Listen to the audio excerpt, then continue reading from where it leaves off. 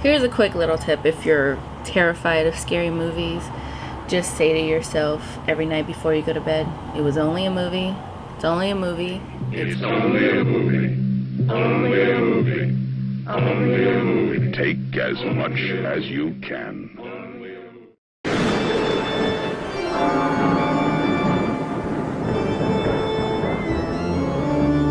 Hey everyone, and welcome back to my 13 Nights of Frights. We are now in night 2. So for this episode, I want to spotlight a movie that I watched earlier this summer that I think a lot of you guys should watch as well.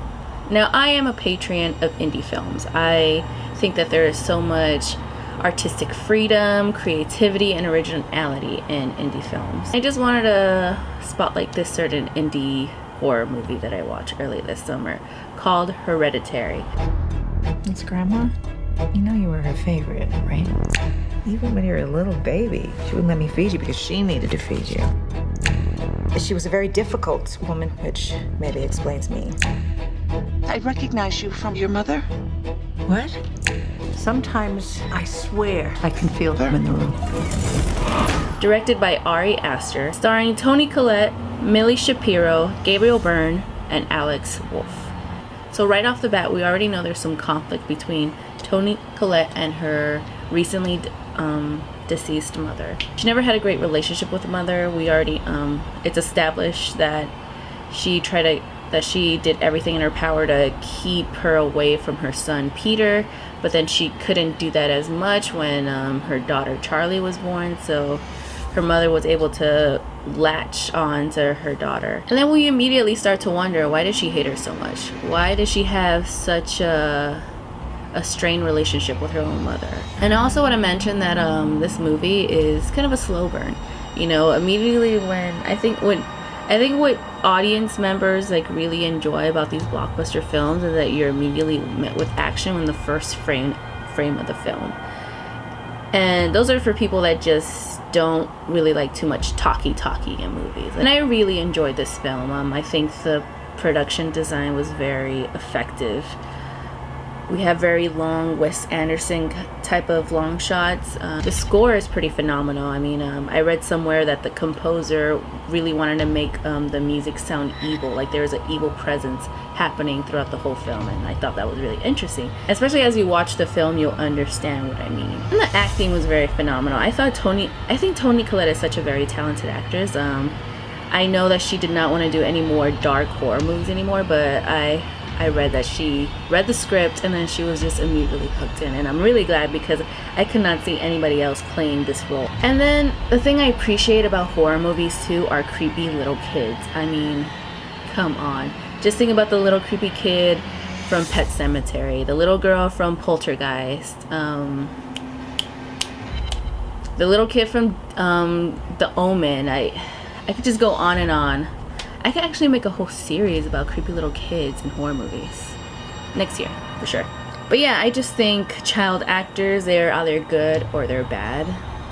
I'm not gonna be harsh on child actors because I know, I get it, like, you know, some kids have it, some kids don't. And if you don't believe me, just look at Jacob Tremblay in The Room. Not the Tommy Wiseau, the Brie Larson movie. Like, he was really great in that film. And then Alex Wolff, which I totally forgot was in that Naked Brothers band from Nickelodeon. He's really great in this movie. He's definitely an actor that's getting up and up, so I could see him doing more films down the line. This is the kind of movie that has 0 jump scares. And if you don't know what jump scares are, just watch the It movie that came out last year. Watch Annabelle Creation or watch any of these mainstream blockbuster films and you will see what I'm talking about.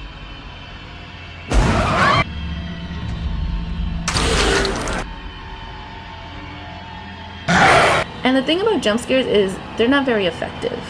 Because yeah, they get to me. I admit, they get to me. They scare me for like 2 seconds, and after that, the payoff is just kind of bleh. Because it doesn't stick with you. Jump scares like that don't stick with you. They're not the scariest part of a horror movie. And I feel like now people are noticing this and catching on to this technique and just like, it's kind of turning them off already. Another example would be the remake of the Blair Witch Project that came out, I think, in 2016.